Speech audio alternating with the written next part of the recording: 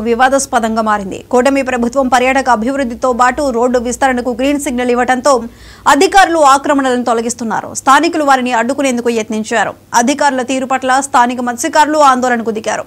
ఖాళీ చేసేందుకు సమయం ఇవ్వాలని అధికారులను కోరినా వినకపోవడంతో వారంతా వాగ్వాదానికి దిగారు. టూరిజం డెవలప్మెంట్ తో పాటు మాస్టర్ ప్లాన్ లో భాగంగా ఆక్రమణలు తొలగిస్తున్నామని టూరిజం అధికారిని జ్ఞానవాణి తెలిపారు.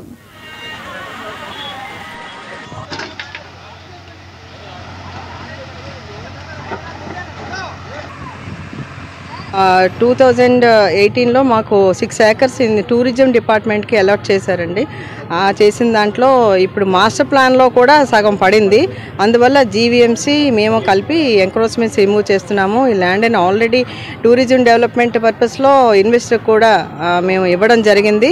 వాళ్ళు ప్రాజెక్ట్ టేక్ ఓవర్ చేసుకోవాలి కాబట్టి ఎంక్రోచ్మెంట్స్ రిమూవ్ చేయడం జరుగుతుంది. జీవీఎంసీ వాళ్ళు కూడా అది కూడా వాళ్ళ మాస్టర్ ప్లాన్ కోసం రోడ్ ఎక్స్టెన్షన్లో కూడా ఇవి ఎలాగో తీయాల్సిన అవసరం ఉంది కాబట్టి వాళ్ళు కూడా